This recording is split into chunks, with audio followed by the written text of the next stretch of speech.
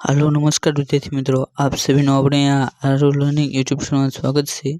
આજના વિડીયોમાં આપણે આઈકેડીઆરસી દ્વારા લેવા પરીક્ષામાંથી જે ફોરેસ્ટના પ્રશ્નો પૂછાણા છે સોલ્યુશન જોઈશું અને તેની અંદર પણ જે આઈકેડીઆરસીમાં પૂછાયેલ જે પર્યાવરણ અને જે ભૂગોળને લગતા ખૂબ જ મહત્વના જે પ્રશ્નો છે અને તે કયા કયા હતા તે તમામ પ્રશ્નોનું આપણે સોલ્યુશન સાથે આપણે આજના વિડીયોમાં જોઈશું। પ્રશ્ન શરૂ કરતા પહેલા એક જે ફોરેસ્ટની અંદર જે પણ વિદ્યાર્થીઓએ ફોર્મ ભર્યા છે તેમની માટે એક સારા સમાચાર છે કે જે 823 પોસ્ટ માટેની જે ભરતી હતી તો કે તેની અંદર વન વિભાગે માંગણા પત્રક અને સિલેબસ ગૌણ સેવા પસંદગી મંડળને મોકલી દીધો છે અને ફેબ્રુઆરીના પ્રથમ સપ્તાહની અંદર પરીક્ષા પ્રારંભ થશે। એટલે કે જે ફોરેસ્ટની જે પરીક્ષા યોજવાની છે તે ફેબ્રુઆરીના પ્રથમ અઠવાડિયાની અંદર યોજાઈ શકશે અને આ જે પરીક્ષા છે તે પરીક્ષા એ ઓનલાઈન યોજવાની છે। એટલે કે જે ગૌણ સેવા પસંદગી મંડળ દ્વારા તે પરીક્ષા ઓનલાઈન લેવામાં આવશે અને તે 6 થી 7 દિવસ ચાલશે અને જેનો સિલેબસ એ આવતા 48 કલાકની અંદર જે ગૌણ સેવા પસંદગી મંડળની જે વેબસાઇટ છે તેની ઉપર મૂકી દેવામાં આવશે।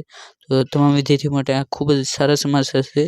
તો કે હવે આપણે જે આઈકેડીઆરસીની અંદર જે જુદા જુદા પર્યાવરણ અને ભૂગોળના જે પ્રશ્નો પૂછાણા હતા તેનું હવે પછી આપણે સોલ્યુશન કરીશું। પહેલો પ્રશ્ન હતો કે શ્રી ખાલી જગ્યા ગુજરાતના જાણીતા પક્ષીવિદ ગણાય છે તો કે તેની અંદર જવાબ એ ઓપ્શન એ એટલે કે રૂબેન ડેવી આવે છે। અને જો તમને પૂછે કે બર્ડમેન તરીકે કયા વ્યક્તિને ઓળખવામાં આવશે તો કે બર્ડમેન તરીકે સલીમ અલીને ઓળખવામાં આવશે। એટલે કે ગુજરાતના જાણીતા પક્ષીવિદ તરીકે રૂબેન ડેવિડ છે। જ્યારે બીજો પ્રશ્ન હતો કે ભારતના સર્વેયર ઓફ ઇન્ડિયા તરીકે હાલ કોની નિમણૂક કરવામાં આવી છે। એટલે કે આ પર્યાવરણ ફોરેસ્ટને લગતો આ કરંટ અફેરનો પ્રશ્ન છે તો કે જેની અંદર સર્વેયર ઓફ ઇન્ડિયા તરીકે હાલ હિતેશ કુમાર મકવાણાની નિમણૂક કરવામાં આવી છે। એટલે કે ઓપ્શન સી તેનો જવાબ બને છે। ત્યારબાદ ગ્લોબલ 500 એવોર્ડ એ કયા ક્ષેત્રમાં કાર્ય કરવા માટે આપવામાં આવશે તો કે ગ્લોબલ 500મો એવોર્ડ એ પર્યાવરણની સુરક્ષાની કામગીરી જે પણ વ્યક્તિઓ કરતા હોય તેમને તે એવોર્ડ આપવામાં આવશે। એટલે કે તેનો જવાબ એ ઓપ્શન બી બને છે। અને ત્યારબાદ પ્રશ્નો છે કે સંયુક્ત વિશ્વ પર્યટન મંડળ એટલે કે UNWTO એટલે કે United Nation World Tourism Organization દ્વારા આયોજિત શ્રેષ્ઠ ટુરિઝમ વિલેજ એટલે કે શ્રેષ્ઠ પ્રવાસન ગામ તરીકે 2023માં કોને પુરસ્કાર મળ્યો છે તો કે 2023ની અંદર તે પુરસ્કાર એ ખોરાડો એટલે કે ગુજરાતની અંદર જે ખોરાડો કચ્છ ખાતે આવેલું છે તેને તે પુરસ્કાર મળ્યો છે। એટલે કે આ ફોરેસ્ટની અંદર જે પ્રશ્ન પૂછાવાના છે તેની અંદર આ પ્રશ્ન પણ તમારે ખાસ યાદ રાખો કેમ કે આ પ્રશ્ન એ અવારનવાર પૂછાઈ ગયેલો છે।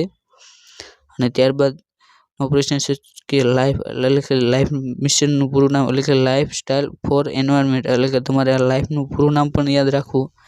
નામથી જાણીતી થયેલી પર્યાવરણ માટેની જીવનશૈલી ચળવળ સંબંધમાં નીચેનામાંથી કયું વિધાન સાચું નથી તો કે તેની અંદર ટકાઉ ખેતીની સહાય થવું તો કે તે સાચું છે। જ્યારે બીજું તો કે ઉર્જા સંરક્ષણ કરવું તો કે તે પણ તેનું લક્ષ્ય છે। જ્યારે ખોરાકનો બગાડ ઓછો કરવો તે પણ તેનું લક્ષ્ય છે। જ્યારે સિંગલ યુઝ પ્લાસ્ટિકનો ઉપયોગ કરવો તો કે તે તેનું લક્ષ્ય નથી એટલે કે સિંગલ યુઝ પ્લાસ્ટિકનો ઉપયોગ ઘટાડવો તે તેનું લક્ષ્ય છે માટે તેનો જવાબ એ ઓપ્શન સી આવશે। ત્યારબાદનો પ્રશ્ન છે કે ખેતીવાડી ક્ષેત્રે ઉત્પાદન વૃદ્ધિ માટે હરિત ક્રાંતિના જનક તરીકે કોને ઓળખવામાં આવશે એટલે કે હાલમાં જે હરિત ક્રાંતિના જનક હતા તેમનું નિધન થયું માટે આ પ્રશ્ન એ કરંટની દ્રષ્ટિએ પણ ઉપયોગી છે। તો કે તેની અંદર તમારો જવાબ આવશે કે ઓપ્શન બી એટલે કે પ્રોફેસર MS સ્વામીનાથન જે હરિત ક્રાંતિના જનક હતા તેમને ઓળખવામાં આવશે એટલે કે ઓપ્શન બી તેનો જવાબ બને છે। અને તે ગબ્બર ડુંગર એટલે કે જે અંબાજીની અંદર જે ગબ્બર ડુંગર આવ્યો છે અને જેનો જિલ્લો એ બનાસકાંઠા છે તો કે ડુંગરના રસ્તે જોવા મળતી વિવિધ પ્રકારની યોગ મુદ્રાઓ અને આસનોની જે પ્રતિમાઓ છે તો તે શામાંથી બનાવવામાં આવી છે તો કે તમને આની અંદરથી સૌથી પહેલો પ્રશ્ન પૂછાશે કે ગબ્બર ડુંગર એ ક્યાં આવેલો છે તો કે ગબ્બર ડુંગર બનાસકાંઠા જિલ્લાની અંદર આવેલો છે। અને તેની જે મૂર્તિ બનાવવામાં આવી છે રસ્તે તો કે તે શેનેથી બનાવવામાં આવી છે તો કે તેનો જવાબ છે અંબાજી અને બહુચરાજી મંદિરના સુધારા વધારા કરતા વિધેલા આરસપહાણના ટુકડામાંથી તે મૂર્તિ બનાવવામાં આવી છે એટલે કે આની અંદર જે ઓપ્શન સી તેનો જવાબ બને છે। અને ત્યારબાદનો પ્રશ્ન છે તો કે મેઘાલયમાં કયું ઉપવન આવેલું છે તો કે મેઘાલયની અંદર લિંગદોહ ઉપવન આવેલું છે। અને ત્યારબાદનો પ્રશ્ન છે તો કે વન્યજીવન અંગેના કાયદામાં નીચેનામાંથી કયા વિસ્તારનો આવરી લેવામાં આવતા નથી તો કે જે વન્યજીવ અંગેનો જે કાયદો છે તો કે તેની અંદર જૈવ આરક્ષિત ક્ષેત્ર આવરી લેવામાં આવશે, અભયારણ્ય આવરી લેવામાં આવશે, જ્યારે રાષ્ટ્રીય ઉદ્યાન તેની અંદર આવરી લેવામાં આવશે જ્યારે સંગ્રહાલય છે તો કે તેની અંદર આવરી લેવામાં આવતું નથી. એટલે કે આ તમને જો તમને પૂછે કે વન્યજીવ એક્ટ એ ક્યારે આવ્યો તો તમે તેનો જવાબ એ કોમેન્ટ બોક્સમાં જણાવજો. તો અને તમે જે પણ પ્રશ્ન જે પૂછવામાં આવશે તે તમામ પ્રશ્નો હું તમને તેના જવાબ સ્વરૂપે કોમેન્ટ બોક્સમાં પણ પિન કરી દઈશ, જેથી તમને તેનું માહિતી મળી રહે. અને ત્યારબાદનો પ્રશ્ન છે કે ગરમ પાણી સેન્ચુરી એ કયા રાજ્યમાં આવેલું છે? એટલે કે ગરમ પાણી અભયારણ્ય એ કયા રાજ્યમાં આવ્યું છે? તો કે ગરમ પાણી અભયારણ્ય એ આસામની અંદર આવેલું છે. એટલે કે ઓપ્શન ડી તેનો જવાબ બને છે. અને ત્યારબાદનો પ્રશ્ન છે તો કે એન્ટોમોલોજી વિજ્ઞાન એ કયા વિષયનો અભ્યાસ છે? એટલે કે કયા વિજ્ઞાનને એન્ટોમોલોજી તરીકે ઓળખવામાં આવશે? તો કે જે કીટકો અને જંતુની જે પણ અભ્યાસ કરતા હોય તો કે તેના વિજ્ઞાનને એન્ટોમોલોજી કહેવામાં આવે છે. ત્યારબાદનો પ્રશ્ન છે તો કે ધી યોરલાંગ ઝેનગોબો નદીને ભારતમાં કયા નામથી ઓળખવામાં આવશે?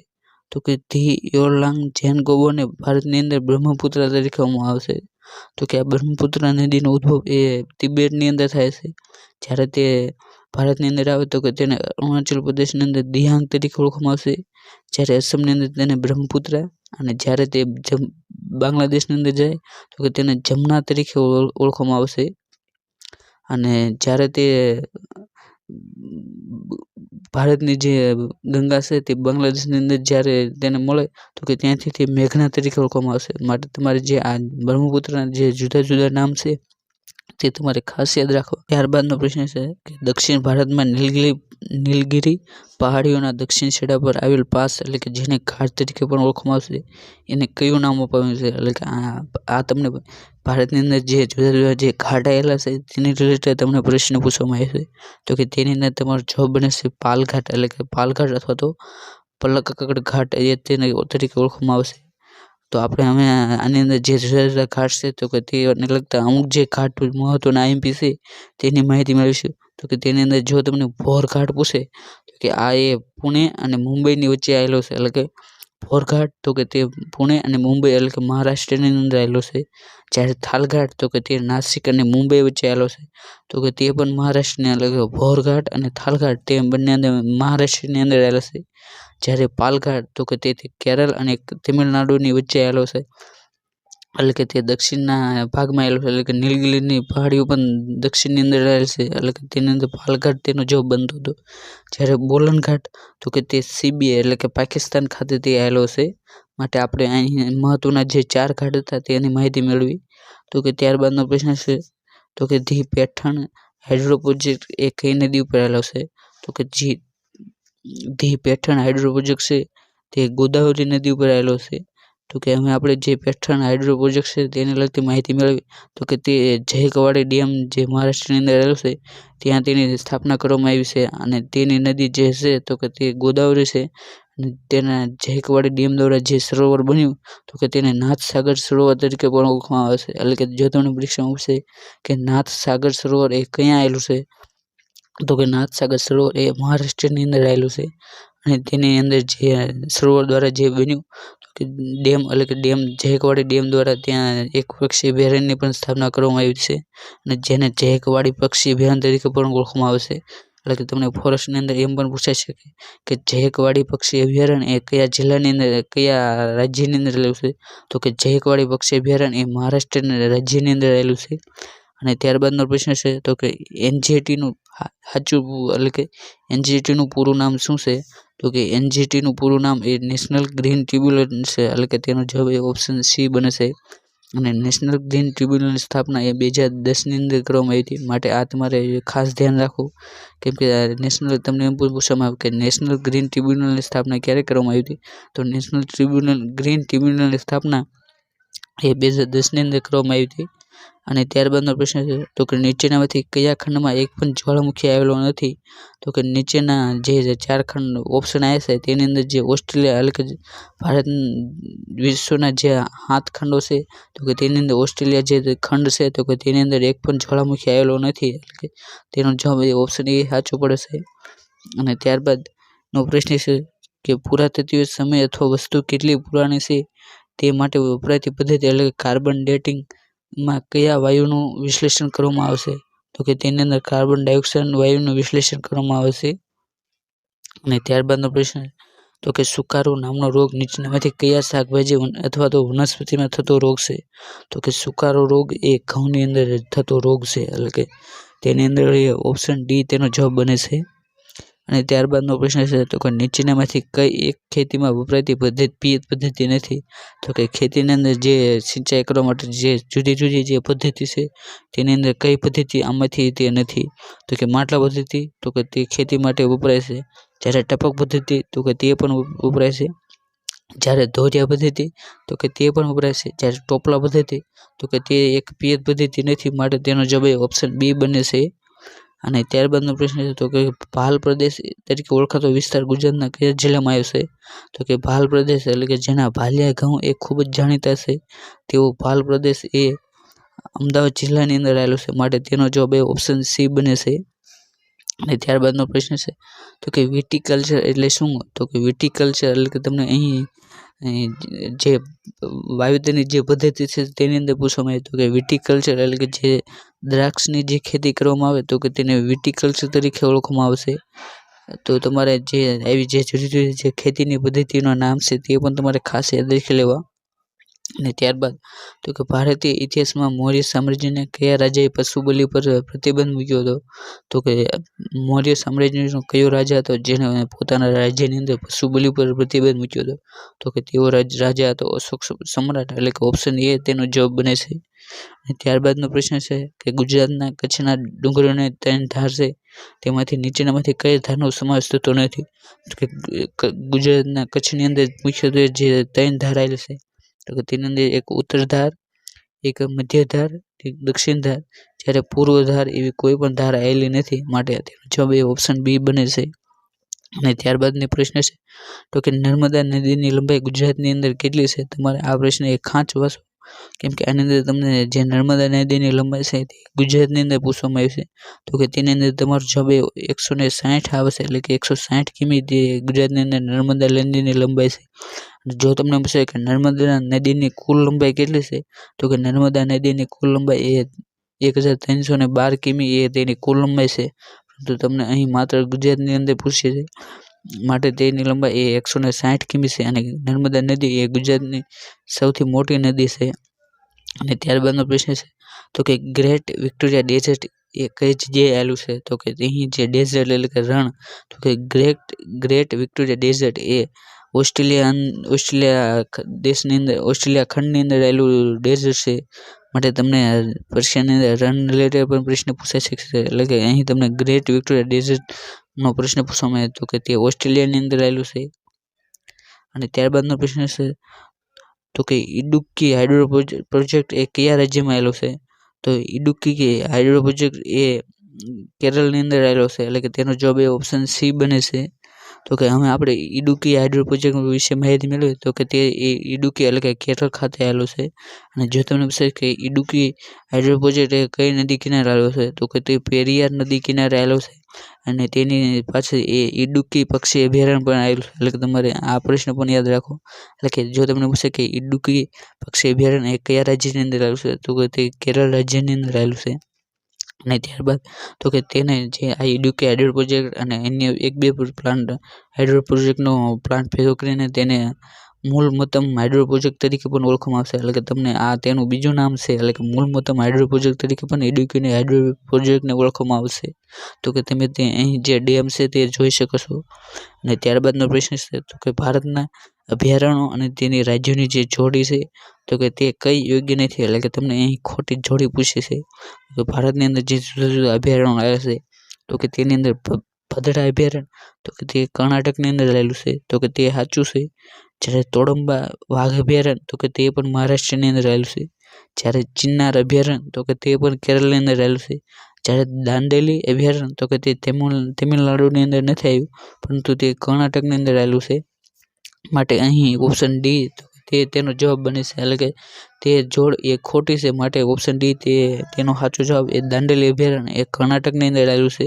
એટલે કે તમને આ પેપર જોઈને તમને એક ખબર પડે કે ફોરેસ્ટની અંદર જે જુદા જુદા જે અભયારણ્યો છે તે તમારે તેની અંદર જે મહત્વના ખૂબ જ છે તે ખાસ જોઈ લેવા, જેથી તમને જેવું પૂછાય તો તે તમને સહેલાઈથી યાદ રહી શકે. અને ત્યારબાદનો પ્રશ્ન છે તો કે Wadia Institute of Himalayan Geology એ કયા સ્થળે આવેલું છે? તો કે Wadia Institute of Himalayan Geology તે દહેરાદૂન એટલે કે દહેરાદૂન ખાતે આવેલું છે, માટે તેનો જવાબ એ ઓપ્શન સી બને છે. ત્યારબાદના પ્રશ્નની વાત કરીએ તો કે તાજેતરમાં ગુજરાતના મુખ્યમંત્રી શ્રી દ્વારા કયા જિલ્લાની અંદર વન કવચનો એ અર્પણ કરવામાં આવ્યું છે? તો કે તમને આ કરંટ રિલેટેડ પ્રશ્ન પૂછવામાં આવ્યો હતો, તો કે તેની અંદર તમારો જવાબ એ ઓપ્શન સી એટલે કે પંચમહાલ આવશે. તો કે વન કવચનું ઉદ્ઘાટન એ પંચમહાલ જિલ્લાની અંદર કરવામાં આવ્યું છે. અને ત્યારબાદનો પ્રશ્ન છે કે નીચેના પૈકી કયા રાજ્યએ મેંગ્રોવ સેલની સ્થાપના કરવા માટેની જાહેરાત કરી છે? તો કે મેંગ્રોવ સેલ કરવા માટેની જાહેરાત એ પશ્ચિમ બંગાળ રાજ્ય દ્વારા કરવામાં આવી છે. અને જો તમને પૂછે કે વિશ્વની અંદર સૌથી વધુ મેંગ્રોવ ક્યાં આવેલા છે? તો કે વિશ્વની અંદર સૌથી વધુ મેંગ્રોવ એ ઇન્ડોનેશિયાની અંદર આવેલા છે. જ્યારે તમને પૂછે કે મેંગ્રોવ સૌથી વધુ ભારતની અંદર કયા રાજ્યની અંદર આવેલા છે? તો કે તેની અંદર તમારો જવાબ એ પશ્ચિમ બંગાળ આવશે. માટે મેંગ્રોવ સેલની સ્થાપનાની જાહેરાત એ પશ્ચિમ બંગાળ દ્વારા કરવામાં આવી છે. અને ત્યારબાદનો પ્રશ્ન છે તો કે નીચેના પૈકી કયા સ્થળે ભારતનું સૌપ્રથમ નેશનલ મેરીટાઈમ હેરિટેજ કોમ્પ્લેક્સનું નિર્માણ થશે? તો કે ભારતનું સૌપ્રથમ નેશનલ મેરીટાઈમ હેરિટેજ કોમ્પ્લેક્સ એ લોથલ ખાતે તેની સ્થાપના થશે, માટે તેનો જવાબ એ ઓપ્શન બી બને છે. અને ત્યારબાદનો પ્રશ્ન છે તો કે ઇન્ટરનેશનલ ત્સુનામી ઇન્ફોર્મેશન સેન્ટર એ ક્યાં આવેલું છે? તો કે આ એક કરંટ અફેરને રિલેટેડ અને તેની અંદર પણ જે આપત્તિ વ્યવસ્થાપન છે તો કે તેના રિલેટેડ પ્રશ્ન થઈ જાય છે. તો કે તેની અંદર ઇન્ટરનેશનલ ત્સુનામી ઇન્ફોર્મેશન સેન્ટર એ હોનોલુલુ એટલે કે ઓપ્શન એ તેનો જવાબ બને છે, ત્યાં આવેલું છે. તો કે અમે વર્લ્ડ ત્સુનામી વિશે માહિતી મેળવી તો કે વર્લ્ડ ત્સુનામી ડે તરીકે 5 નવેમ્બરને ઓળખવામાં આવશે. એટલે કે જો તમને પૂછે કે વર્લ્ડ ત્સુનામી દિવસ તરીકે ક્યારે ઉજવવામાં આવશે? તો કે 5 નવેમ્બરના રોજ વર્લ્ડ ત્સુનામી ડે તરીકે ઉજવવામાં આવશે. તો તમે અહીં માહિતી જોઈ શકો કે આંતરરાષ્ટ્રીય ત્સુનામી માહિતી કેન્દ્ર જે હોનોલુલુ એટલે કે યુએસની અંદર આવેલું છે. અને જો તમને પૂછે કે આંતરરાષ્ટ્રીય ત્સુનામી માહિતી કેન્દ્રની ભારતની અંદર તેની શાખા ક્યાં આવેલી છે? તો કે તેની અંદર તમારો જવાબ એ હૈદરાબાદ એટલે કે તેની અંદર હૈદરાબાદ ખાતે આંતરરાષ્ટ્રીય ત્સુનામી કેન્દ્રની કચેરી આવેલી છે. અને ત્યારબાદનો પ્રશ્ન છે તો કે ભારતનો પ્રથમ ડિઝાસ્ટર મેનેજમેન્ટ પ્લાન્ટ એ કોણે આપેલો હતો? તો કે ભારતનો સૌપ્રથમ ડિઝાસ્ટર મેનેજમેન્ટ પ્લાન્ટ એ નરેન્દ્રભાઈ મોદી દ્વારા 1 જૂન 2016ની અંદર એટલે કે 1 જૂન 2016ની અંદર તે પ્લાન્ટ આપવામાં આવ્યો હતો. એટલે કે તમારે આ પ્રશ્ન પણ ખાસ યાદ રાખો, કેમ કે આ પ્રશ્ન એ ડિઝાસ્ટર મેનેજમેન્ટને લગતો છે, તેથી અવારનવાર આ પૂછાતો રહેશે. એટલે કે ભારતનો પ્રથમ ડિઝાસ્ટર મેનેજમેન્ટ પ્લાન્ટ એ નરેન્દ્રભાઈ મોદી દ્વારા આપવામાં આવ્યો હતો. અને જો તમને પૂછે કે ડિઝાસ્ટર મેનેજમેન્ટ એક્ટ એ ક્યારે આપવામાં આવ્યો હતો? તો કે ડિઝાસ્ટર મેનેજમેન્ટ એક્ટ એ 2005ની અંદર તેને પસાર કરવામાં આવ્યો હતો, માટે તમારે તે પણ યાદ રાખો. અને ત્યારબાદનો પ્રશ્ન છે તો કે પર્યાવરણ સંદર્ભે પ્રધાનમંત્રી નરેન્દ્રભાઈ મોદી દ્વારા લિખિત પુસ્તકનું નામ જણાવો. તો કે નરેન્દ્રભાઈ મોદી દ્વારા પર્યાવરણને સંદર્ભે જે પુસ્તક લખવામાં આવ્યું છે તેનું નામ છે કન્વીનન્ટ એક્શન, એટલે કે ઓપ્શન ડી તેનો જવાબ બને છે. અને ત્યારબાદનો પ્રશ્ન છે તો કે સિલકા તળાવ જે ત્યાંના મળતા મેંગ્રોવ જંગલો અને વિવિધ પ્રકારના મગરને લીધે પ્રખ્યાત છે, તે ક્યાં રાજ્યમાં આવેલું છે? તો કે સિલકા તળાવ તો કે તે ઓડિશા એટલે કે ઓપ્શન ડી તેનો જવાબ બનશે. એટલે કે સિલકા સરોવર તે ઓડિશાની અંદર આવેલું છે. ત્યારબાદનો પ્રશ્ન જોઈએ તો કે તે કારમેંગ, લેમરૂ, સિંઘભૂમ, મયુર ઝરણા, તરાઈ એ ખાલી જગ્યા માટે પ્રખ્યાત છે. તો કે અહીં જે પણ નામ આપવામાં આવ્યા તો કે તે હાથી અનામત ક્ષેત્ર છે. તો કે તેની અંદર માહિતી મેળવી તો કે કારમેંગ જે હાથી અનામત ક્ષેત્ર છે તો કે તે અરુણાચલ પ્રદેશની અંદર આવેલું છે. જ્યારે લેમરૂ હાથી અનામત ક્ષેત્ર તો કે તે છત્તીસગઢની અંદર આવેલું છે. જ્યારે સિંઘભૂમ હાથી અનામત ક્ષેત્ર તો કે તે ઝારખંડની અંદર આવેલું છે. જ્યારે મયુર ઝરણા અનામત ક્ષેત્ર તો કે તે પશ્ચિમ બંગાળની અંદર આવેલું છે. અને આવી જ રીતે જો તમને પૂછે કે મયુરગંજ હાથી અનામત ક્ષેત્ર તો કે તે ઓડિશાની અંદર આવેલું છે. એટલે કે આ બે વચ્ચે તમને કન્ફ્યુઝન ન થાય તે તમારે ખાસ જોવું. અને ત્યારબાદ તરાઈ હાથી અનામત ક્ષેત્ર તો કે તે યુપીની અંદર આવેલું છે. અને જે તરાઈ જે હાથી અનામત ક્ષેત્ર છે એટલે કે તેની વધારાની માહિતી મેળવીએ તો કે હાથી અનામત ક્ષેત્ર, તો કે તમે હાથી પરિયોજના જોઈ શકો છો, જેની શરૂઆત 1992ની અંદર કરવામાં આવી હતી. તેની અંદર જો તમને પૂછે કે પ્રથમ હાથી અનામત ક્ષેત્ર કયું હતું, તો કે પ્રથમ હાથી અનામત ક્ષેત્ર એ સિંહભૂમ હાથી અનામત ક્ષેત્ર જે ઝારખંડની અંદર આવેલું છે, તે સૌથી પહેલું હાથી અનામત ક્ષેત્ર હતું. અને હાથી અનામત ક્ષેત્રનું 33મું ક્રમ, એટલે કે હાલ સુધી કુલ 33 હાથી અનામત ક્ષેત્રો છે. તેની અંદર છેલ્લું હાથી અનામત ક્ષેત્ર એ તરાઈ હાથી અનામત ક્ષેત્ર જે યુપીની અંદર આવેલું છે. જો તમને પૂછે કે સૌથી મોટું હાથી અનામત ક્ષેત્ર કયું છે, તો કે સૌથી મોટું હાથી અનામત ક્ષેત્ર એ સિંહભૂમ હાથી અનામત ક્ષેત્ર છે, જે ઝારખંડ ખાતે આવેલું છે. અને સૌથી નાનું ક્ષેત્ર એ ઇન્ટકી હાથી અનામત ક્ષેત્ર છે, જે નાગાલેન્ડની અંદર આવેલું છે. અને જો એમ પૂછે કે સૌથી વધુ હાથી અનામત ક્ષેત્ર એ કયા રાજ્યની અંદર આવેલા છે, તો કે તેની અંદર તમારો જવાબ એ ઓપ્શન અસમ અને ઓડિશા, તે બંને રાજ્યો તેના જવાબ બનશે, જેની અંદર બંનેની અંદર 5 હાથી અનામત ક્ષેત્ર આવેલા છે. અને ત્યારબાદનો પ્રશ્ન છે તો કે ઇન્ટરનેશનલ બાયોસ્ફિયર રિઝર્વ ડે એ ક્યારે ઉજવવામાં આવશે, તો કે ઇન્ટરનેશનલ બાયોસ્ફિયર રિઝર્વ ડે એ 3 નવેમ્બર, ઓપ્શન બી તેનો જવાબ બને છે. તો કે તમે જોઈ શકો છો કે international day four biosphere reserve day 3 November તરીકે ઉજવવામાં આવશે, એટલે કે 3 નવેમ્બરના રોજ ઇન્ટરનેશનલ બાયોસ્ફિયર રિઝર્વ ડે તરીકે ઉજવવામાં આવશે. અને ત્યારબાદનો પ્રશ્ન છે તો કે ભૂખી, ખોરાદ, ઊંટ એ ખાલી જગ્યાના નામ છે, તો કે તે જે અહીં નામ આપવામાં તે એક નદીઓના નામ છે, એટલે કે ગુજરાતની અંદર જે જાણીતી નદીઓ છે તેવી ભૂખી, ખોરાદ, તે ઊંટ તેના નામ છે, એટલે કે આની અંદર તમારો જવાબ એ ઓપ્શન બી તેનો જવાબ બને છે. ત્યારબાદનો પ્રશ્ન છે તો કે કચ્છમાં કયા બેટમાં ધોળાવીરા આવેલું છે, તો કે ધોળાવીરા, તો કે જેને વર્લ્ડ હેરિટેજ સાઇટ તરીકે જાહેર કરવામાં આવ્યું છે, તો કે તે ધોળાવીરા એ ક્યાં આવેલું છે, તો કે ધોળાવીરા એ ખદીર બેટ ઉપર આવેલું છે અને તે કચ્છની અંદર આવેલું છે. અને ત્યારબાદનો પ્રશ્ન છે તો કે ગાગા અભયારણ્ય એ કયા જિલ્લામાં આવેલું છે, તો કે ગાગા અભયારણ્ય એ દેવભૂમિ દ્વારકાની અંદર આવેલું છે, એટલે કે ઓપ્શન બી તેનો જવાબ બને છે. તો કે ગુજરાતની અંદર કુલ એક જૈવ આરક્ષિત ક્ષેત્ર, 23 અભયારણ્ય અને 4 નેશનલ પાર્ક આવેલા છે, તો કે તેની અંદર જે ગાગા અભયારણ્ય છે તે 23ની અંદર જે ગાગા પક્ષી અભયારણ્ય તરીકે ઓળખાય છે, તો કે તે દેવભૂમિ દ્વારકાની અંદર આવેલું છે. અને ત્યારબાદનો પ્રશ્ન છે તો કે કયા રાજ્યમાં સૌથી વધુ વેસ્ટલેન્ડ, એટલે કે પડતર જમીન આવેલું છે, તો કે તેની અંદર તમારો જવાબ એ બી, એટલે કે રાજસ્થાન બનશે. તો કે તેની વધારેની માહિતી મળે તો કે રાજસ્થાન ભારતમાં સૌથી મોટો વેસ્ટલેન્ડ વિસ્તાર ધરાવતો છે. અને ત્યારબાદનો ક્રમ પૂછે તો કે સૌથી પહેલો ક્રમ એ રાજસ્થાન, ત્યારબાદ મધ્યપ્રદેશ બીજો અને મહારાષ્ટ્ર ત્રીજા નંબર આવશે. અને વેસ્ટલેન્ડ કુદરતી અને માનવ સર્જિત કારણો બંને માટે રચાય છે, જેમ કે બરફથી ઢંકાયેલા વિસ્તારો, દરિયાકાંઠાના ખારા વિસ્તારના જંગલો, ખાલી ઉજ્જડ ટેકરીઓ હોય તો કે તેને વેસ્ટલેન્ડ તરીકે ઓળખવામાં આવશે.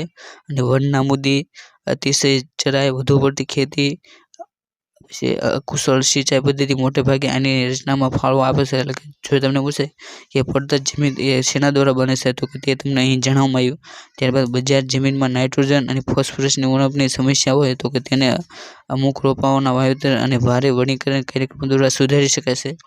અને 3,166 લાખ હેક્ટરના રાષ્ટ્રીય ક્ષેત્રફળમાં 15% અને પડતર જમીન તરીકે વર્ગીકૃત કરવામાં આવી છે, એટલે કે ભારતની અંદર જે પણ કુલ ખેતીનું ક્ષેત્ર છે તેની અંદર 15% તો કે તે પડતર જમીન તરીકે વર્ગીકૃત કરવામાં આવી છે. અને રાજસ્થાન તેના ભૌગોલિક વિસ્તારનું 25% વેરાન જમીન ધરાવે છે, અને જે 18% પડતર જમીન ધરાવે છે રાષ્ટ્રીય રીતે, એટલે કે રાજસ્થાન, તો કે તે પોતાની જે લોકોનો વિસ્તાર છે તો કે તેની અંદર 25% એ વેરાન ભૂમિ ધરાવે છે. એટલે કે તમને એમ પૂછવામાં આવ્યું છે કે વેસ્ટલેન્ડ, એટલે કે પડતર જમીન એ સૌથી વધુ ક્યાં આવેલું છે, તો કે તેની અંદર તમારો જવાબ એ રાજસ્થાન હતો.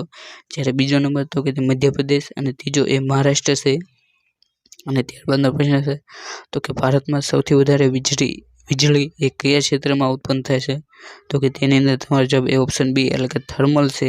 તો કે તમે અહીં જોઈ શકો છો કે સૌથી વધુ વીજળી ઉત્પાદન એ કોલ, એટલે કે થર્મલ દ્વારા 44%, ત્યારબાદ પેટ્રોલિયમ દ્વારા 24%, ત્યારબાદ બાયોમાસ, એટલે કે બાયોગેસ દ્વારા 21%, પછી નેચરલ ગેસ દ્વારા 6%, અને હાઇડ્રોપાવર, એટલે કે હાઇડ્રોપાવર દ્વારા 2%, અને અન્ય રીતે 1% રીતે ઉત્પન્ન કરવામાં આવશે. તો કે આપણે અહીં જે જુદી જુદી ક્ષેત્રો દ્વારા જે વીજળી ઉત્પાદન કરવામાં આવશે તેની અંદર સૌથી વધુ ભાગ એ કોલસો, એટલે કે થર્મલનો છે, માટે તેનો જવાબ એ ઓપ્શન બી તેનો જવાબ બનતો હતો. અને ત્યારબાદનો પ્રશ્ન છે ભારતમાં સૌથી પહેલું પૂર્વમાં આવેલું રાજ્ય કયું છે, તો કે ભારતની અંદર સૌથી પહેલું પૂર્વમાં આવેલું રાજ્ય એ અરુણાચલ પ્રદેશ, એટલે કે ઓપ્શન ડી તેનો જવાબ બને છે. તો કે ભારતના જે 4 રાજ્યોની માહિતી મેળવો તો કે સૌથી ઉત્તરની અંદર જમ્મુ કાશ્મીર રાજ્ય અથવા તો હાલ તેનું વિભાજન થઈને તેને જમ્મુ કાશ્મીર કેન્દ્ર શાસિત પ્રદેશ અને લદ્દાખ બનાવવામાં આવ્યો. તો કે તેની અંદર ઉત્તરની અંદર સૌથી ઉત્તરની અંદર જો પૂછે તો કે તે લદ્દાખ કેન્દ્ર શાસિત પ્રદેશ, જ્યારે દક્ષિણની અંદર તો કે આંદામાન નિકોબાર કેન્દ્ર શાસિત પ્રદેશ, જ્યારે પશ્ચિમની અંદર ગુજરાત રાજ્ય, જ્યારે પૂર્વની અંદર અરુણાચલ પ્રદેશ રાજ્ય. તો કે આપણે આ જે 4 દિશાના જે છેલ્લા જે રાજ્ય હતા તેની માહિતી મેળવી. આજના પ્રશ્નની વાત કરીએ તો કે મેદાનોમાં પર્યાવરણ સંતુલનતા જાળવવા માટે લઘુત્તમ વન આવરણ એ કેટલા ટકા જરૂરી છે, એટલે કે ભારતની અંદર કેટલા ટકા મિનિમમ લઘુત્તમ આવરણ નક્કી કરવામાં આવ્યું છે. તો કે તેની અંદર જવાબ એ ઓપ્શન બી એટલે કે 33% બને છે. તો કે રાષ્ટ્રીય વન નીતિ 1988 મુજબ જે લઘુત્તમ આવરણ નક્કી કરવામાં આવ્યું છે તો કે તે 33% છે. તો કે તમને એમ પણ પૂછાય છે તો કે લઘુત્તમ આવરણ 33% એ કઈ વન નીતિ દ્વારા નક્કી કરવામાં આવ્યું છે.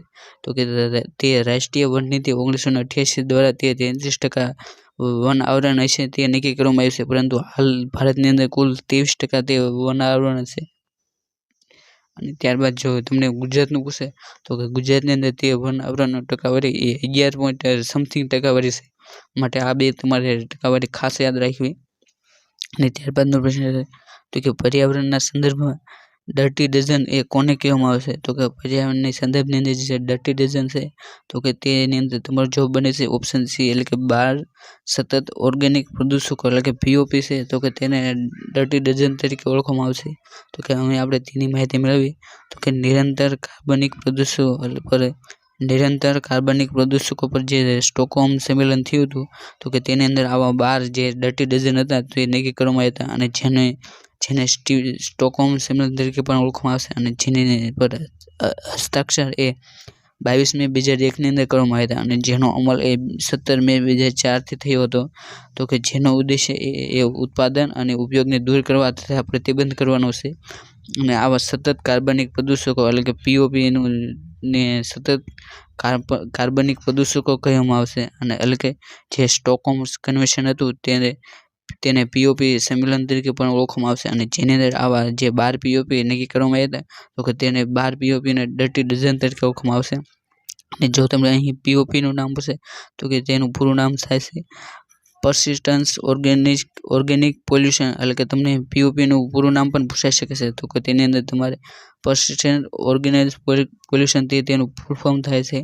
અને ત્યારબાદનો પ્રશ્ન છે તો કે બાયોસ્ફિયર રિઝર્વ માટેનો આંતરરાષ્ટ્રીય દિવસ ક્યારે છે. તો કે આપણે આ પ્રશ્ન આપણે આગળ પણ જોઈએ, તો તમે આનો જવાબ એ કોમેન્ટ બોક્સમાં જણાવજો.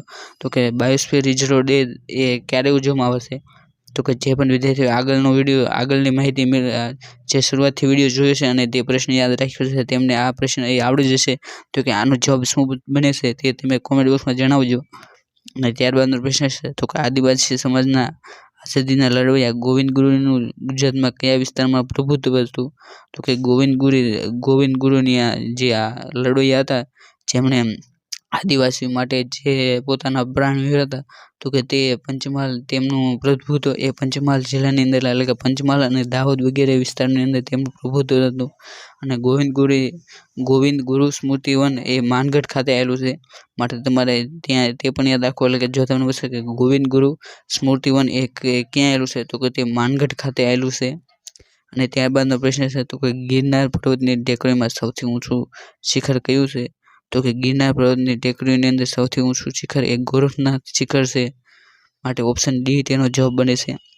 અને ત્યારબાદનો પ્રશ્ન છે તો કે નીચેનામાંથી કયું સમુદ્ર એ ગાઝા પટ્ટીને અડીને આવેલું છે. તો કે તમને હાલમાં જે પેલેસ્ટાઇન અને ઇઝરાયલ વચ્ચે જે યુદ્ધ થયેલું છે તો કે તે ગાઝા પટ્ટીને રિલેટેડ તેના અંદર ઘણા બધા સવાલો આવતા હોય છે. તો કે તમને અહીં ગાઝા પટ્ટી રિલેટેડ સવાલ પૂછવામાં આવશે, એટલે કે ગાઝા પટ્ટીને અડીને કયો સમુદ્ર આવેલો છે. તો કે તેની અંદર તમારો જવાબ બને છે એ ભૂમધ્ય સમુદ્ર, એટલે કે ઓપ્શન એ તેનો જવાબ બને છે. તો કે આપણે તેને નકશા દ્વારા માહિતી મેળવી તો કે તમે અહીં આ ઇઝરાયલ અને ગાઝા પટ્ટી જોઈ શકો છો, જેની અંદર અહીં જે ગાઝા પટ્ટી છે તેને ઝૂમ કરતા અહીં જે ગાઝા પટ્ટી પ્રમાણે જોઈ શકો છો. અને તમે અહીં મિડેરિયન સી જોઈ શકો છો, એટલે કે મિડેરિયન સી એટલે કે ભૂમધ્ય સમુદ્ર. તો કે તમને ગાઝા પટ્ટી પાસે ભૂમધ્ય સમુદ્ર આવેલો છે. અને જો તમને પૂછે તો કે ઇઝરાયલની આજુબાજુ કયા દેશ આવેલા છે. તો કે ઇઝરાયલની આજુબાજુની અંદર ઇજિપ્ત, જોર્ડન, પછી સિરિયા અને લેબનોન આ ની સરહદ એ ઇઝરાયલ નડે છે, એટલે કે તમારે તે સરહદ રિલેટેડ પણ પ્રશ્ન પૂછાઈ શકે છે, માટે તમારે તે પણ યાદ રાખવા. અને ત્યારબાદનો પ્રશ્ન છે તો કે કર્કવૃત નીચેનામાંથી કયા રાજ્યમાંથી પસાર થાય છે? તો કે તમને અહીં કર્કવૃત એટલે કે ભારતની મધ્યમાંથી જે કર્કવૃત પસાર થાય તેને રિલેટેડ સવાલ પૂછવામાં આવે છે. તો કે તેની અંદર જે કર્કવૃત છે તો કે ભારતના ત્રિપુરા રાજ્યમાંથી પસાર થાય છે અને મિઝોરમ રાજ્યની પસાર થાય છે, માટે અહીં તમારો જવાબ એ ઓપ્શન બી એટલે કે માત્ર 2 અને 3 તેનો જવાબ બને છે, એટલે કે ઓડિશા અને અસમ તેની અંદરથી પસાર થતો નથી. તો કે આપણે જે અહીં કર્કવૃતની માહિતી મેળવી તો કે તે ભારતની અંદર ગુજરાત, રાજસ્થાન, મધ્યપ્રદેશ, છત્તીસગઢ, ઝારખંડ, પશ્ચિમ બંગાળ, પછી ત્રિપુરા, મિઝોરમ આ 8 રાજ્યોની અંદરથી તે પસાર થાય છે, માટે તમારે જે આ 8 રાજ્યો છે તે પણ તમારે ખાસ યાદ રાખવા, કેમ કે અવારનવાર આવા પ્રશ્નો કર્કવૃતને લગતા પ્રશ્નો પૂછાયેલા છે, માટે તમારે કર્કવૃતને લગતા એટલે કે તમે કોમેન્ટ બોક્સમાં જણાવજો કે ગુજરાતના કેટલા જિલ્લાની અંદરથી કર્કવૃત પસાર થાય છે અને કયા તે તમામ જે પણ જિલ્લા છે તે નામ સહિત તમે કોમેન્ટ બોક્સમાં લખજો. અને જે પણ વિદ્યાર્થીઓનો સાચો જવાબ હશે તેમને હું લાઈક અને જે જવાબ તેમનો પિન કરી દઈશ. ત્યારબાદનો પ્રશ્ન છે તો કે આદિવાસી ચળવળના સંદર્ભમાં નીચેનામાંથી જોડીને ધ્યાનમાં લો. તો કે અહીં તમને આદિવાસી ચળવળ આપવામાં આવી છે અને તેના મુખ્ય નેતાઓમાં આપવામાં આવે છે. તો કે તેની અંદર સંથાલ બળવો તો કે તે સિંધુ અને કાન્હુ દ્વારા થયો હતો, સાચું. ત્યારબાદ મુંડા બળવો તો કે તે બિરસા મુંડા દ્વારા કરવામાં આવ્યો હતો, તો કે તે પણ સાચું. અને ત્યારબાદ રામોસી બળવો તો કે તે ચિત્તુરસિંહ દ્વારા કરવામાં આવ્યો હતો, તો કે તે પણ સાચું બને છે, માટે અહીં ઓપ્શન ડી એટલે કે 1, 2, 3 તે તમામ પ્રશ્નો એ જે છે તે જોડી સાચી છે, એટલે કે ઓપ્શન ડી તેનો જવાબ બને છે. અને ત્યારબાદનો પ્રશ્ન છે તો કે પેંગ્વિન અવેરનેસ દિવસ એ ક્યારે ઉજવવામાં આવશે? તો કે પેંગ્વિન અવેરનેસ દિવસ એ 20 જાન્યુઆરીના રોજ ઉજવવામાં આવશે, એટલે કે ઓપ્શન એ તેનો જવાબ બને છે. તો કે અહીં તમે જોઈ શકો છો કે પેંગ્વિન અવેરનેસ ડે 20 જાન્યુઆરી, તો તમે અહીં મસ્ત પેંગ્વિનના ફોટા પણ જોઈ શકો છો. ત્યારબાદનો પ્રશ્ન છે તો કે નીચેની જોડીનો વિચાર કરો. તો કે તેની અંદર તમને 3 જોડ નદીઓને આપવામાં છે અને તેનો સ્ત્રોત આપવામાં આવે છે. તો કે તેની અંદર પહેલી જોડ તો કે કૃષ્ણા તો કે બ્રહ્મગીરીની ટેકરી, તો કે તે ખોટું છે, કેમ કે કૃષ્ણા નદી તો કે તે મહાબળેશ્વરની ટેકરીની અંદરથી નીકળશે, જ્યારે બ્રહ્મગીરી નદીની ટેકરીની અંદરથી કાવેરી નદી નીકળે છે, એટલે કે અહીં પહેલી જોડ તો કે તે ખોટી છે. જ્યારે બીજી જોડ તો કે નર્મદા તો કે તે અમરકંટક ઉચ્ચ પ્રદેશમાંથી નીકળે છે, તો કે સાચું. ત્યારબાદ ત્રીજી જોડ તો કે બ્રહ્મપુત્ર તો કે તે જેમાં ગ્લેશિયરમાંથી નીકળશે, તો કે તે પણ સાચું છે, એટલે કે અહીં તમારો જવાબ એ ઓપ્શન સી એટલે કે માત્ર 2 અને 3 તે તેનો જવાબ બનશે. અને ત્યારબાદનો પ્રશ્ન છે તો કે વિશ્વના 5 મુખ્ય સમુદ્રોમાંથી કેટલા સમુદ્રોના નામ એ કોઈ દેશના નામ પરથી આપવામાં આવે છે?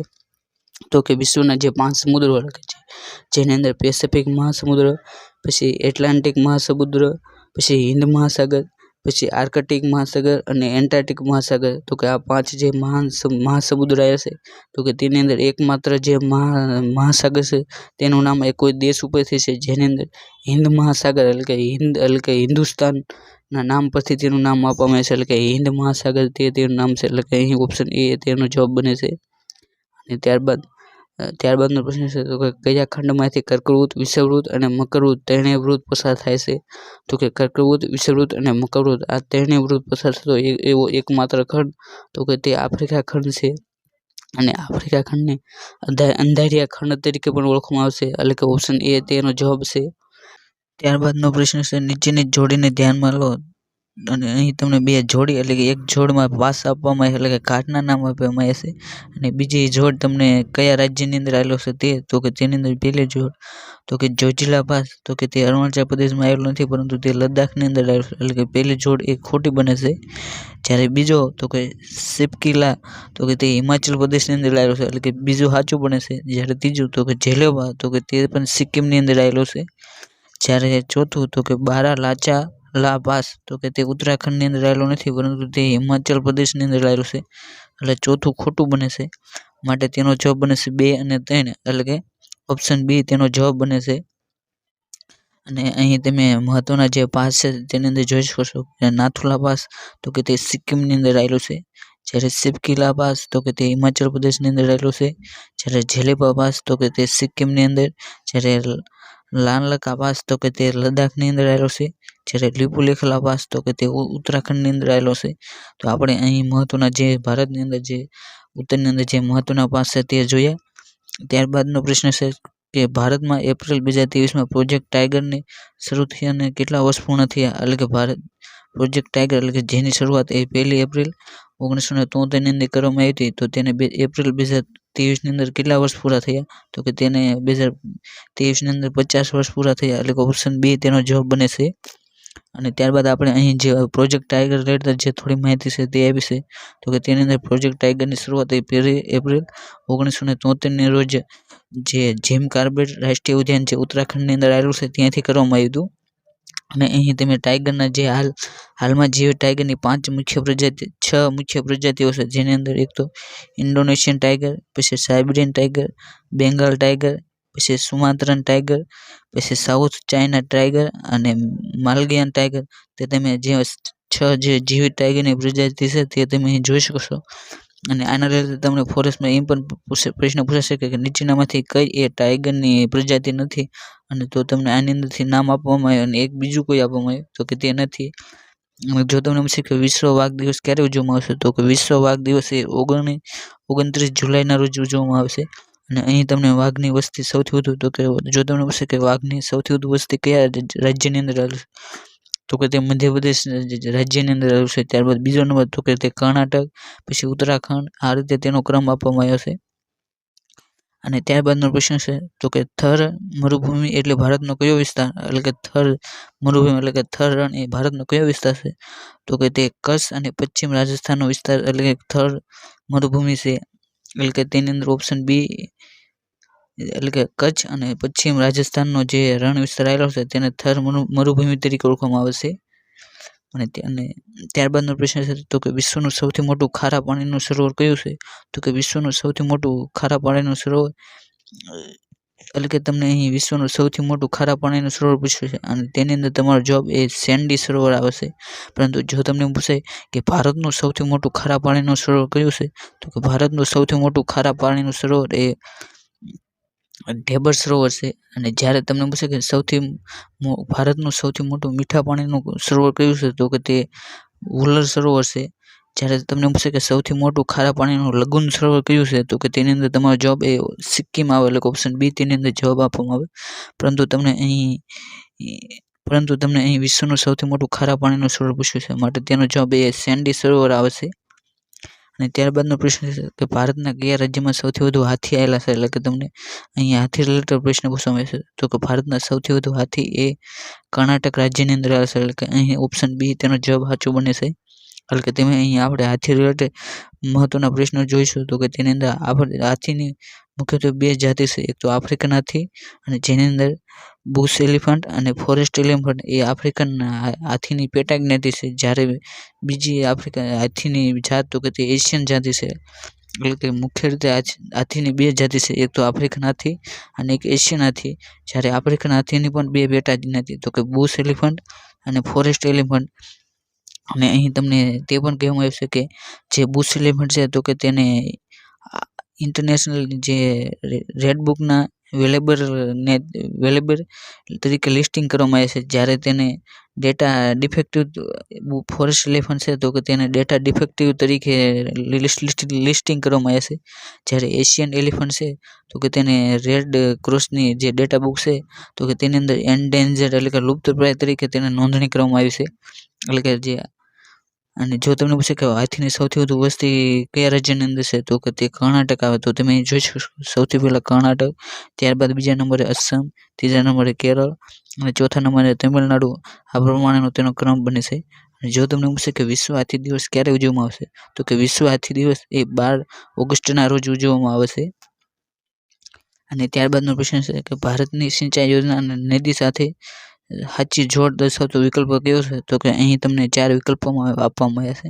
અને જેની અંદર તમારે સાચી જે સિંચાઈ યોજના હોય તે તમારે પસંદ કરવાની છે. તો કે તેની અંદર પહેલી તો કે ભાખડા નાંગલ યોજના, તો કે તે મહાનદી ન આવે પરંતુ ત્યાં સતલજ નદી આવે.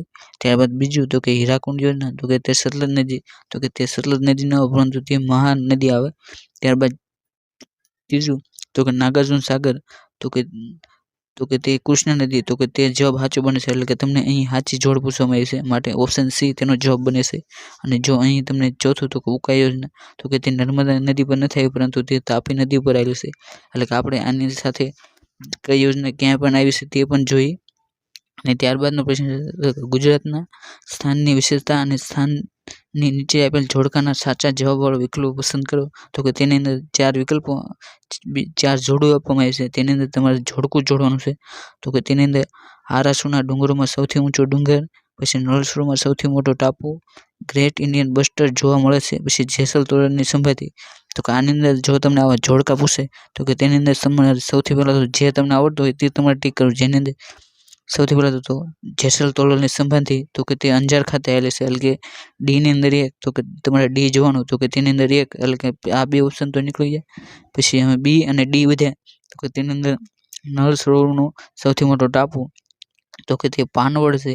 એટલે કે બીની અંદર 3, તો કે બીની અંદર 3, તો કે તેઓ માત્ર એક જ જવાબ છે. એટલે કે આ રીતે તમારે વિકલ્પો પસંદ કરવા જેથી તમારો ટાઈમ બચી શકે. એટલે કે આની અંદર ઓપ્શન બી જવાબ આવશે. એટલે કે આરાસુરના ડુંગરો, તો કે તેની અંદર જેસોર, પછી નળ સરોવરનો સૌથી મોટો ટાપુ, તો કે પાનવડ, પછી ગ્રેટ ઇન્ડિયન બસ્ટર જોવા મળે છે. તો કે તે બન્ની, એટલે કે કચ્છની અંદર જે બન્ની વિસ્તાર આવ્યો છે ત્યાં તે જોવા મળે છે. અને જેસલ તોરલની સમાધિ, તો કે અંજાર. એટલે કે આની અંદર ઓપ્શન બી સાચો પડે છે. અને ત્યારબાદનો પ્રશ્ન છે કે આપેલા વિકલ્પોમાં દર્શાવેલ જોડમાં એકબીજા સાથે પ્રકારનો સંબંધ ધરાવતા હોય, પરંતુ એક જોડ અલગ છે, તો કે તે ઓળખાવો. એટલે કે આની અંદર તમને રણ અને તે ક્યાં આવેલું છે તે પૂછવામાં આવ્યું છે, પરંતુ તેની અંદર એક જોડ ખોટી છે, તો કે તે તમારે ખોટી જોડ ગોતવાની છે. તો કે તેની અંદર સૌથી પહેલો તો કે સહારા, તો કે તે આફ્રિકાની અંદર આવેલું છે. હા. ત્યારબાદ બીજું થારનું રણ, તો કે તે પણ આફ્રિકાની, તે થારનું રણ, તો કે તે ભારતની અંદર આવેલું છે. ત્યારબાદ ચોથું તો કે કલહારી રણ, તો કે તે અમેરિકાની અંદર આવેલું છે, પરંતુ તે અમેરિકાની અંદર નથી આવેલું, પરંતુ તે દક્ષિણ આફ્રિકાની અંદર આવેલું છે. એટલે કે અહીં ઓપ્શન સી, એટલે કે તે જોડ અલગ પડે છે, માટે તે ટીક કરવું. અને ત્યારબાદ ચોથું તો કે ગોબીનું રણ, તો કે તે માંગોલિયા અને ચીન વચ્ચે આવેલું છે. એટલે કે તે પણ સાચું છે. એટલે કે અહીં એ, બી અને ડી એ 3 સાચા છે, જ્યારે સી ઓપ્શન તે ખોટો છે, માટે તે ટીક કરવાનું સાચું બને છે. અને અહીં તમને જે વિશ્વની અંદર જે સૌથી મોટા જે 10 રણ છે તે આપવામાં આવે છે. જેની માહિતી મેળવી તો કે તમને એટલાન્ટિક ડેઝર્ટ, તો કે તે એન્ટાર્કટિકા ખંડની અંદર આવેલું છે. ત્યારબાદ સહારા રણ, તો કે તે ઉત્તર આફ્રિકાની અંદર આવેલું છે. કે સહારા, જો તમને પૂછે કે વિશ્વનું સૌથી મોટું રણ કયું છે, તો કે તે સહારા રણ છે. અને તેની અંદર પણ તમારે ખાસ યાદ રાખવું કે સહારા રણ એ ઉત્તર આફ્રિકાની અંદર આવેલું છે. પરંતુ જ્યારે તમને ઓપ્શન પૂછે તો કે તેની અંદર ઉત્તર આફ્રિકા, દક્ષિણ આફ્રિકા તેવા ઓપ્શન હોય તો તમારે તેની અંદર ઉત્તર આફ્રિકા ટીક કરવાનું. ત્યારબાદ ગોબી રણ, તો કે તે ચાઇના અને મંગોલિયાની વચ્ચે આવેલું છે. ત્યારબાદ ગ્રેટ વિક્ટોરિયા રણ, તો કે તે ઓસ્ટ્રેલિયાની અંદર આવેલું છે. ત્યારબાદ સિરિયા ડેઝર્ટ, તો કે તે ઈરાન, જોર્ડન અને સિરિયાની અંદર આવેલું છે. અને ત્યારબાદ આર્કટિક ડેઝર્ટ, તો કે તે આર્કટિક ગ્લેશિયર આવ્યું છે ત્યાં આવેલું છે. અને ત્યારબાદ અરેબિયન ડેઝર્ટ, તો કે તે વેસ્ટર્ન એશિયા, એટલે કે પશ્ચિમ એશિયાની અંદર અરેબિયન રણ આવેલું છે. અને ત્યારબાદ કાલાહારી રણ, તો કે તે સાઉથ આફ્રિકાની અંદર આવેલું છે. એટલે કે જો તમને પૂછે કે કાલાહારી, તો કે તે સાઉથ આફ્રિકા, જ્યારે સહારાનું રણ, તો કે તે ઉત્તર આફ્રિકા. એટલે કે આ 2 તમારે વિશે કન્ફ્યુઝ ન થાય તેની ખાસ માહિતી ધ્યાન રાખવું. ત્યારબાદ 8મું તો કે પેન્ટાગોનિયા ડેઝર્ટ, તો કે તે સાઉથ અમેરિકા, એટલે કે અર્જેન્ટિના અને ચીલીની વચ્ચે પેન્ટાગોનિયાનું રણ આવેલું છે. અને ત્યારબાદ ગ્રેટ બેસિન ડેઝર્ટ, તો કે તે અમેરિકાની અંદર આવેલું છે. એટલે કે અહીંયા આપણે જે વિશ્વના જે 5 સૌથી મોટા જે રણ છે તેની માહિતી મેળવી. અને ત્યારબાદ પ્રશ્નની વાત કરીએ તો કે નીચેનામાંથી કયું જોડકું ખોટું છે, તો કે તેની અંદર તમને ઋતુ અને તેને કયા નામ તરીકે ઓળખવામાં આવે તે આપવામાં આવ્યું છે. તો કે ઉનાળુ, તો કે તેને જાયદ કહેવાય, તો કે સાચી વાત. પછી શિયાળુ, તો કે તેને રવિ કહેવાય છે. જ્યારે ચોમાસું, તો કે તેને ખરીફ પાક તરીકે કહેવામાં આવશે. જ્યારે બારેમાસ, તો કે તેને મિલેટ પાક કહેવામાં નથી આવતું, માટે અહીં ઓપ્શન ડી એ જોડકું ખોટું બને છે. ત્યારબાદનો પ્રશ્ન છે તો કે યુનેસ્કો દ્વારા સપ્ટેમ્બર 2023માં ભારતના શાંતિ નિકેતન સાથે નીચેના પૈકી કયા સ્થાનનો વિશ્વ ધરોહર સ્થળમાં સમાવેશ કરવામાં આવ્યો છે. તો કે અહીં તમને યુનેસ્કો દ્વારા જે હેરિટેજ સાઇટ જાહેર કરવામાં આવશે તેનો પ્રશ્ન પૂછવામાં આવશે. તો કે હાલ ભારતની અંદર કુલ 42 હેરિટેજ સાઇટ આવેલી છે, અને જેની અંદર શાંતિ નિકેતન મંદિર સાથે હોયસલા મંદિર જે છે તેનો પણ સમાવેશ કરવામાં આવ્યો હતો. એટલે કે આની અંદર ઓપ્શન ડી જવાબ બને છે. અને વર્લ્ડ હેરિટેજ સાઇટની 4 સાઇટો એ ગુજરાતની અંદર આવેલ છે, જેની અંદર એક તો અમદાવાદ શહેર, પછી ચાંપાનેર દરવાજો, પછી રાણી કી વાવ અને ધોળાવીરા. જે આ 4 સ્થળો એ ગુજરાતની અંદર હેરિટેજ યાદીની અંદર સમાવેશ પામવામાં આવેલો છે. અને ત્યારબાદનો પ્રશ્ન છે તો કે નીચેના પૈકી વાતાવરણનું સૌથી નીચલું સ્તર કયું છે? તો કે જે અહીં તમને આપવામાં આવ્યું તો કે વાતાવરણના જે લેયર છે જુદા જુદા, તો કે તેની અંદર સૌથી નીચલું સ્તર કયું છે? તો કે તેની અંદર સૌથી નીચલું સ્તર તો કે તે ટ્રોપોસ્ફિયર એટલે કે શોભાવરણ એ સૌથી નીચલું સ્તર છે. એટલે કે હવે આપણે બીજી માહિતી મેળવીએ તો કે અહીં સૌથી નીચલું અહીં તમને જે અર્થની ઉપર જે વાતાવરણ જે જુદા જુદા લેયર છે તેની માહિતી આપવામાં આવી છે, જેની અંદર સૌથી નીચલું સ્તર કહીએ તો કે તે ટ્રોપોસ્ફિયર, અને એની ઉપર તો કે સ્ટેટોસ્ફિયર, પછી મેસોસ્ફિયર, પછી થર્મોસ્ફિયર અને એક્ઝોસ્ફિયર. અને જો તમને પૂછે કે કયા આવરણની અંદર ઓઝોનનું સ્તર આવેલું છે તો કે સ્ટેટોસ્ફિયર જે આવરણ છે તો કે તેની અંદર ઓઝોનનું સ્તર આવેલું છે. અને આના જો ગુજરાતી નામ કહીએ તો ટ્રોપોસ્ફિયર એટલે કે શોભાવરણ, પછી સ્ટેટોસ્ફિયર એટલે કે ક્ષમતા આવરણ, પછી મેસોસ્ફિયર એટલે કે મધ્ય આવરણ, પછી થર્મોસ્ફિયર એટલે કે ઉષ્મા આવરણ, આ તેના ગુજરાતી નામ છે. અને એક્ઝોસ્ફિયર એટલે કે બાહ્ય આવરણ, આ તેના ગુજરાતી નામો છે. અને જો તમને પૂછે કયા આવરણની અંદર સૌથી વધુ ઋતુઓ પહાડો હોય છે તો કે તે ટ્રોપોસ્ફિયર હોય તો કે તેની અંદર પર્વતો ઋતુઓ તેનો અનુભવ થાય છે, જ્યારે સ્ટેટોસ્ફિયર ની અંદર કોઈ પણ પ્રકારની ઋતુઓ અનુભવાતી નથી. માટે આ પ્રશ્ન પણ તમારે ખાસ ધ્યાન રાખવું. અને ત્યારબાદનો પ્રશ્ન છે તો કે પ્રખ્યાત રોક ગાર્ડન એ કયા સ્થળે આવેલું છે? તો કે પ્રખ્યાત રોક ગાર્ડન એ ચંદીગઢની અંદર આવેલું છે, એટલે કે ઓપ્શન ડી તેનો જવાબ બને છે.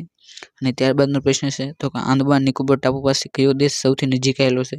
એટલે કે આ તમને ભારતનો જે આંદામાન નિકોબાર ટાપુ આવ્યો છે તો કે તેનો સૌથી નજીકનો દેશ એ કયો થાય છે તેના રિલેટેડ પ્રશ્ન પૂછવામાં આવ્યો છે. તો કે તેની અંદર વાત કરીએ તો કે અહીં તમે આંદામાન નિકોબાર ટાપુ જોઈ શકો છો. અને જેની સૌથી નજીકનો ટાપુ વાત કરીએ તો કે તે કોકો આઇસલેન્ડ એટલે કે જે મ્યાનમાર દેશનો ભાગ છે તે સૌથી નજીકનો બને છે. એટલે કે તેની અંદર તમારો જવાબ એ ઓપ્શન સી એટલે કે મ્યાનમાર તેનો જવાબ બને છે. એટલે કે આંદામાન અને નિકોબાર ટાપુ પાસે સૌથી નજીકનો આવેલો દેશ તો કે તે મ્યાનમાર છે. એટલે કે ઓપ્શન સી તેનો જવાબ છે. એટલે કે આમાં વધારાની માહિતી મેળવી તો કે અહીં તમે આંદામાન નિકોબાર ટાપુ જોઈ શકો છો, અને જેની અંદર સૌથી નજીકનો ટાપુ એ કોકો આઇલેન્ડ એટલે કે જે મ્યાનમારથી આંદામાન નિકોબાર ટાપુ એ 45 કિમી દૂર છે. જ્યારે ત્યારબાદ વાત કરીએ તો કે તે ઇન્ડોનેશિયા આવે જેનેથી 163 કિમી દૂર છે. અને ત્યારબાદ તો કે ફુકેટ એટલે કે થાઈલેન્ડ એ 550 કિમી તેનાથી દૂર છે. એટલે કે આ તેની અંદર જો તમને પૂછે કે સૌથી નજીક તો કે મ્યાનમાર, ત્યારબાદ ઇન્ડોનેશિયા અને ત્યારબાદ થાઈલેન્ડ. અને જો તમને પરંતુ એમ પ્રશ્ન પૂછે કે ભારતનું કયું શહેર એ આંદામાન નિકોબાર ટાપુથી સૌથી નજીકનું શહેર છે તો કે તેની અંદર જો તમને ઓપ્શન હોય કે વાઇઝાગ, કોલકાતા, પછી ચેન્નઈ કે કોઈમ્બતુર એટલે કન્યાકુમારી, તો કે તેની અંદર તમારો જવાબ એ ચેન્નઈ બને, કેમ કે ચેન્નઈ એ આંદામાન નિકોબાર ટાપુથી સૌથી નજીકનું ભારતીય શહેર છે, જે 1190 કિમી છે. જ્યારે વાઇઝાગ તો કે તે 1200 કિમી દૂર છે, જ્યારે કલકત્તા તો કે તે 1255 કિમી દૂર છે. માટે આ પ્રશ્ન પણ તમારે ખાસ યાદ રાખવો, કેમ કે આ પ્રશ્ન પણ પૂછાઈ શકે છે. અને ત્યારબાદ પ્રશ્નની વાત કરીએ તો કે તક્ષશિલા શહેર એ કઈ નદીઓ વચ્ચે આવેલું છે? તો કે તક્ષશિલા શહેર એ સિંધુ અને ઝેલમ નદી વચ્ચે આવેલું છે. એટલે કે ઓપ્શન એ તેનો જવાબ બને છે. એટલે કે આપણે આજના વિડીયોમાં જે IKDRC દ્વારા જે પરીક્ષા લેવાની અને તેની અંદર ફોરેસ્ટને લગતા જે પણ પ્રશ્નો હતા તે તમામ પ્રશ્નોનું સોલ્યુશન આપણે આજના વિડીયોમાં જોયું. અને જો તમને આ વિડીયો ગમ્યો હોય તો તમે આ વિડીયોને શેર કરો, અને જો હજી સુધી તમે આ વિડીયોને લાઇક ન કરી હોય તો આ વિડીયોને લાઇક કરો, અને આ વિડીયોને જો શેર કરવાનું બાકી હોય તો શેર કરી દો. અને જો તમે હજી સુધી અમારી YouTube ચેનલ આરુ લર્નિંગ પર નવા હોય તો આ ચેનલને સબસ્ક્રાઈબ કરો, જેથી જે પણ ફોરેસ્ટ ભરતી રિલેટેડ કોઈ પણ વિડીયો મૂકું તો તેની નોટિફિકેશન તમને સૌથી પહેલાં મળી રહે. અને જો તમે આપણે આ જે પણ વિડીયો બનાવ્યો તેની PPT અથવા તો PDF વાંચવા માંગતા હોય તો તમે અમારી ટેલિગ્રામ ચેનલ આરુ લર્નિંગ પણ જોડાઈ શકો છો, જેની અંદર ભરતી રિલેટેડ કોઈ પણ માહિતી હોય તો કે તેની અંદર સૌથી પહેલાં આપી દેવામાં આવશે. માટે તમે અમારી ટેલિગ્રામ ચેનલ આરુ લર્નિંગની પણ જોડાઈ જજો, અને જેની લિંક આ વિડીયોના ડિસ્ક્રિપ્શન બોક્સમાં પણ તમને મળી જશે. અને આ વિડીયો રિલેટેડ કોઈ પણ આપના પ્રતિભાવ હોય તો તે કમેન્ટ બોક્સમાં જરૂર જણાવજો. Thank you. જય હિન્દ, જય ભારત.